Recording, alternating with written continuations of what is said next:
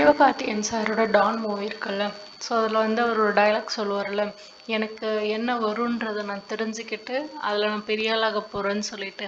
So அப்படிப்பட்டவங்க தான் நிறைய பேர் நம்மளுக்கு என்ன வரும்னு தெரிஞ்சுக்கிட்டு அந்த விஷயத்த ரொம்ப லவ் பண்ணி அதில் நல்லா வந்து சக்ஸஸ் ஆகணும்னு நினைக்கிற நிறைய பேர் நம்ம இருப்போம். ஸோ அவங்களுக்காகவே வந்து ரெடி பண்ணப்பட்ட ஒரு பர்சனாலிட்டி தியரி தான் ஹோல் அண்ட் கோட் பர்சனாலிட்டி தியரின்னு சொல்லுவாங்க. ஸோ ஒரு சிலவங்க பார்த்தீங்கன்னா ஆர்டிஸ்ட்டாக இருப்பாங்க, ஏன்னா அவங்களுக்கு நல்லா வரைய வரும், அவங்களுக்கு அதில் இன்ட்ரெஸ்ட் இருக்கும். ஒரு சிலவங்க வந்து ஐடி ஃபீல்டில் இருப்பாங்க, அவங்களுக்கு நல்ல டெக்னிக்கல் ஒர்க்ஸ் தெரியும். ஒரு சிலவங்க மெக்கானிக்காக இருப்பாங்க. ஸோ நம்மளோட இந்த வேர்ல்டில் வந்து எல்லாரும் ஒரு ஒரு ஃபீல்டில் வந்து சூப்பராக இருப்பாங்க. ஒரு சிலவங்க சூப்பராக பிஸ்னஸ் பண்ணுவாங்க. ஸோ அவங்களோட பர்சனாலிட்டிக்கும் அவங்களோட இன்ட்ரெஸ்ட்டுக்கும் எந்த ஃபீல்டு செட் ஆகுன்றதை வந்து நம்ம இந்த டெஸ்ட் மூலமாக தெரிஞ்சுக்கலாம். So let's see. So first hole and code அப்படின்னா என்னென்னு பார்த்தீங்கன்னா, இது ஆக்சுவலாக ஒரு தியரிங்க. இதில் வந்து ஒரு 6 கேரக்டர்ஸ் வரும். ஸோ அது வந்து RIASECன்னு சொல்லுவாங்க. ஸோ இது வந்து அந்த RIASEC மாடல்னு சொல்லுவாங்க. அண்ட் இதை வந்து டெவலப் பண்ணது யாருன்னா ஜான் எல் ஹோலண்ட்.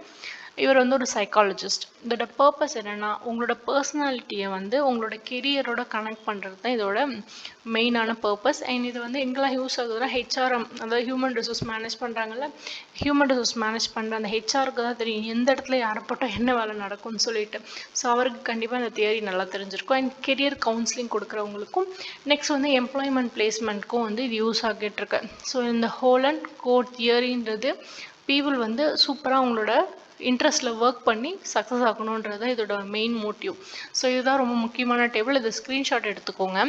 ஸோ இந்த 6 டைப் என்னென்னு பார்த்தீங்கன்னா, ஃபர்ஸ்ட் ஒன் வந்து ரியலிஸ்டிக். ஸோ இந்த ரியலிஸ்டிக் வந்து எப்படி தெரிஞ்சுக்கலாம், என்னென்ன மாதிரி கேரக்டர் தான் அவங்க ரியலிஸ்டிக் கேரக்டர் டைப்புன்னு சொல்லி தெரிஞ்சுக்கலாம்னா, அவங்க வந்து ரொம்ப ப்ராக்டிக்கலாக இருப்பாங்க, ஹேண்ட்ஸ் ஆனாக ப்ராப்ளம் சால்வராக இருப்பாங்க. ஸோ ஃபார் எக்ஸாம்பிள் என்னென்ன கெரியர் சொல்லலாம், இன்ஜினியரிங், மெக்கானிக்கல், பைலட். ஸோ இவங்க எல்லாமே ரியலிஸ்டிக் கேரக்டர்ஸ் வந்து வச்சுருப்பாங்க. நெக்ஸ்ட் பார்த்தீங்கன்னா ஐ வந்து என்ன சொல்லுதுன்னா, இன்வெஸ்டிகேட்டிவாக இருப்பாங்க, ரொம்ப அனாலிசிஸ் பண்ணுவாங்க, க்யூரியஸாக இருப்பாங்க புதிய புதிய விஷயம் தெரிஞ்சுக்கிறதுக்கு, அண்ட் ரிசர்ச் ஓரியன்டாக இருப்பாங்க.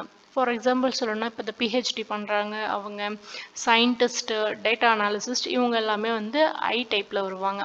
அண்ட் நெக்ஸ்ட் பார்த்தீங்கன்னா artist. A stand for artistic. So இவங்க வந்து ரொம்ப க்ரியேட்டிவாகவும் எக்ஸ்ப்ரெசிவாகவும் இமேஜினேட்டிவாகவும் இருப்பாங்க.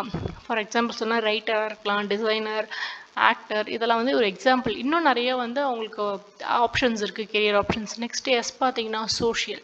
ஸோ ரொம்ப ஹெல்ப்ஃபுல்லாகவும் கோஆப்ரேட்டிவாகவும் எம்பத்திக்காகவும் இருப்பாங்க.